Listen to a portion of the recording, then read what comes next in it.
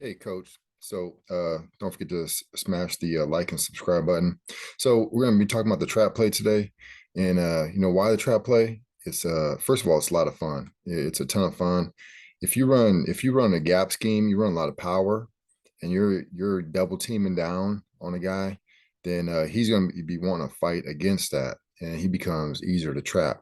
Okay, and this play will pop.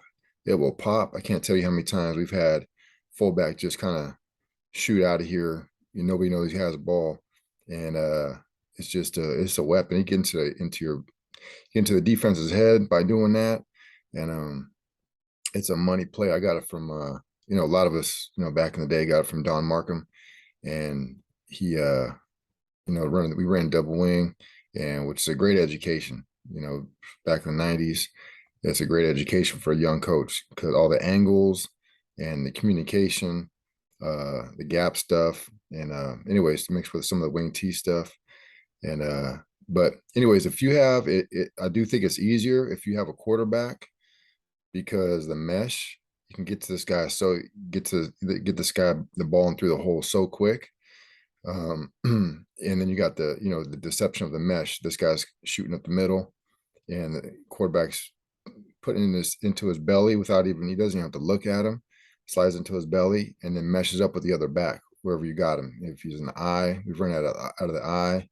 We kind of run this, run it, at a double wing where he's going in motion, and then they take off this way. Um, I know traditionally the buck sweep is the buck sweep. Okay, you got uh you got the tailback or the wing back running the sweep.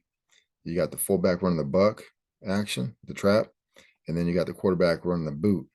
Now, I personally don't care for that as much, although we have done that. I do like having just everybody going play side.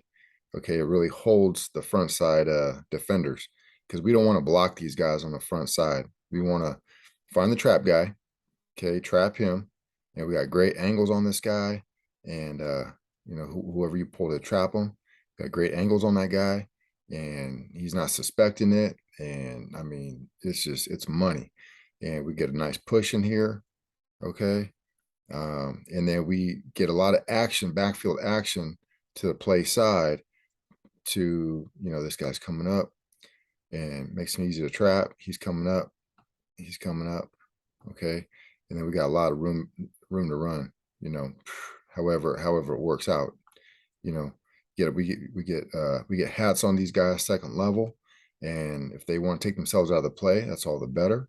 Okay, now if you go, I know it's where people are doing less and less of having quarterbacks under center, but if you have a quarterback under center, I think it's a no brainer. Um, let's see here. I guess it doesn't matter. But anyways, if you go to more direct snap, it's a little more challenging. We've been a little bit more challenged. It's been one of our best plays still with direct snap, but it has been challenging at times, just depending on what you're running that year. So let's say you want to run, um, you want to have this little mesh. You got the tailback going this way, and a quarterback putting the ball in his gut and then pulling it out and running the trap himself. That's nice. You got a little mesh. You got actually going play side, but now you have a quarterback that can run the trap, that can run inside. Okay, that's another issue. Second of all, he's hitting a little bit slower. You know, it's not like when the quarterback is giving this guy the ball and he's shooting up there right now. Wing T guys will have him back here, but he's still driving towards that backside hip of the center, getting up in there. So it hits pretty quick. Now, if you're in direct snap, especially if you got a mesh, it's a little slower. Okay, it's a little slower. You can't hand it to this guy. Okay, you know, guys do that. We've done that, and it works. It works real well. But you're losing the mesh. You're losing the deception part of it.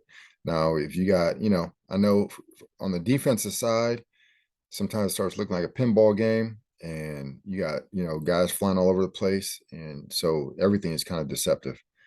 But you put the ball in this guy's belly, that's your primary runner, and he'd run a trap. Everybody kind of knows where the play is going. So, and you could do some other stuff off of that. You could put this guy in motion, do all this. I don't particularly care for that. Um, but you could, I was looking for ways to dress it up a little bit. You gotta a little bit more. It's a little bit more of a tricky play if you're running like power sweep, where everybody knows where you're going, but you're blocking everybody and you're getting that push. The trap, you want to be it's nice to be a little bit deceptive. And if you can't be deceptive, you have to take that into account. So um, it's just various factors we're going to talk about in this little trap series, but deception's part of it. um, Hold on real quick. Now, the other thing with the trap you want to consider is that although it's one of my favorite plays, it's a fun play and it's an effective play, and you can really pop big gains out of it. You can if you're running power sweep type stuff, counter, the trap has more tendency to get a zero, 0 yards, no gain. Like with power, you can kind of like, get everybody there and push, and a bad play can turn into like 3 yards or whatever. The trap, not as much, not as much. Sometimes it just doesn't pop for whatever reason. It could be you're not getting a good push on double team. Trapper didn't take a good path. This guy saw it and defeated it. Linebacker saw it and defeated it. There's for various reasons it doesn't always pop. So it can get you off schedule a little bit. It does have a little bit. It has some big play potential, especially if you have a guy under center, because the mesh is deceptive.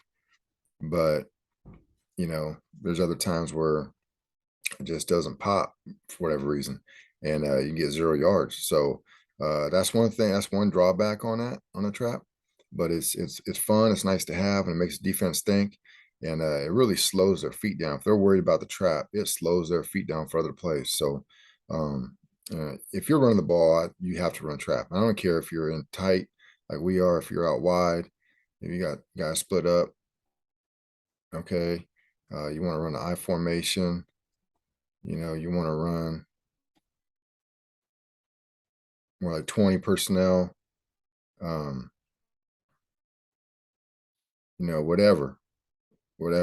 I'm always looking for a way to get the trap as part of the game plan. So um, we haven't always. I think one of my favorite. I don't want to get into it too much.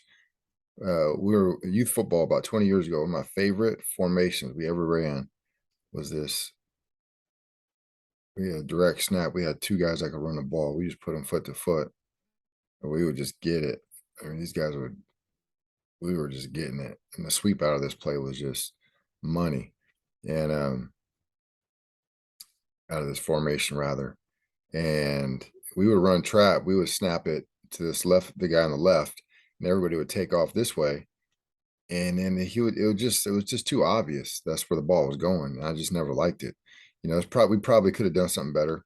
We probably could have done, we had like a little, uh, we had like a little special power, this little sort of counteraction. I think might have made it a little bit more deceptive. But anyway, so we haven't always run it well, but I'm always looking to get it in. And there's nothing funner than when you got the trap going.